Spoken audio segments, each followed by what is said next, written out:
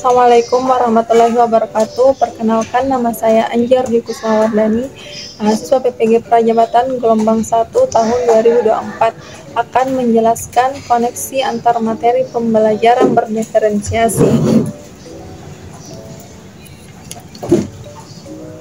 Baik, yang pertama, bagaimana pengetahuan baru tersebut berkontribusi terhadap pemahaman tentang implementasi pembelajaran berdiferensiasi. Baik, adapun kontribusi pengetahuan aspek berdiferensiasi terhadap pemahaman tentang implementasi pembelajaran berdiferensiasi. Yang pertama, dari pengetahuan tersebut, guru dapat merancang strategi pembelajaran agar sesuai dengan kebutuhan peserta didik. Dari pengetahuan tersebut, guru dapat merancang pengalaman pembelajaran yang sesuai dan menarik perhatian siswa. Selanjutnya, dari pengetahuan, guru dapat memahami dan memberikan dukungan tambahan kepada peserta didik yang membutuhkan. Selanjutnya, dari pengetahuan tersebut, guru dapat membuat pembelajaran yang inklusif dan meningkatkan motivasi peserta didik sehingga mereka merasa dihargai dan didukung dalam proses pembelajaran. Selanjutnya, dari pengetahuan tersebut, guru juga dapat mengevaluasi terhadap hasil pembelajaran yang telah dilakukan. Apakah peserta didik mengalami perkembangan atau menurun? Jika dari saya sendiri, dari pengetahuan tersebut membuat saya menyadari dan mengetahui arah mau dibawa kemana pembelajaran dan peserta didik di kelas diarahkan sehingga saya bisa membantu peserta didik memenuhi kebutuhannya. Yang kedua, pengetahuan apa yang Anda pelajari pada topik ini? Yang pertama, berdiferensiasi konten. Berdiferensiasi konten adalah materi yang diajarkan atau disampaikan kepada peserta didik dengan mempertimbangkan aspek kesiapan belajar, aspek minat peserta didik, dan aspek profil pelajar peserta didik, atau kombinasi ketiganya. Yang kedua, berdiferensiasi proses. Berdiferensiasi proses yaitu cara belajar dengan menyesuaikan kemampuan peserta didik.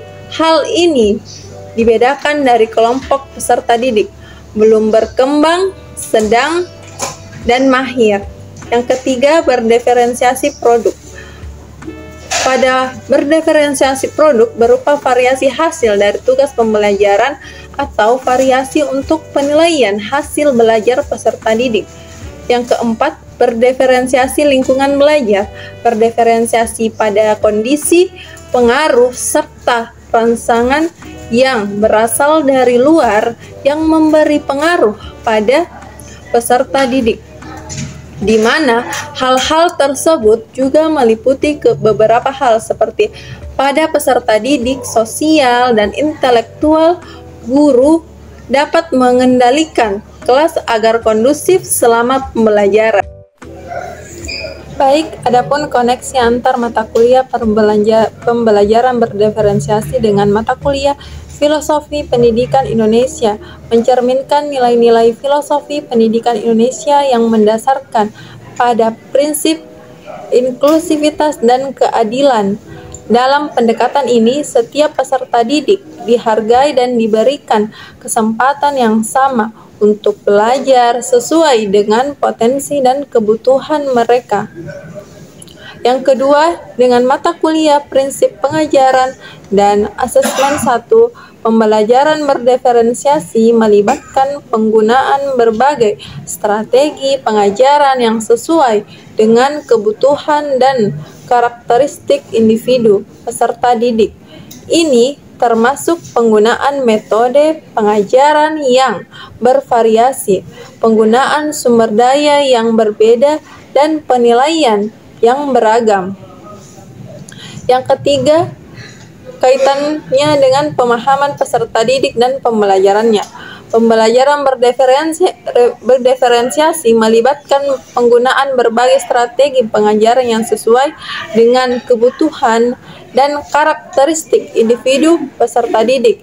Ini termasuk penggunaan metode pengajaran yang bervariasi, penggunaan sumber daya yang berbeda, dan penilaian yang beragam.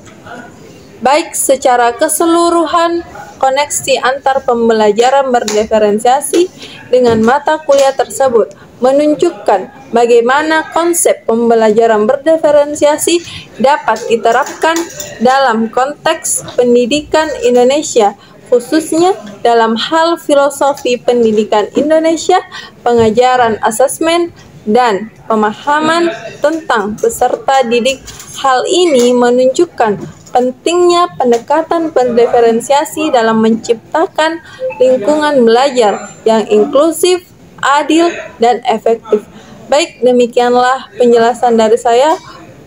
Terima kasih. Wassalamualaikum warahmatullahi wabarakatuh.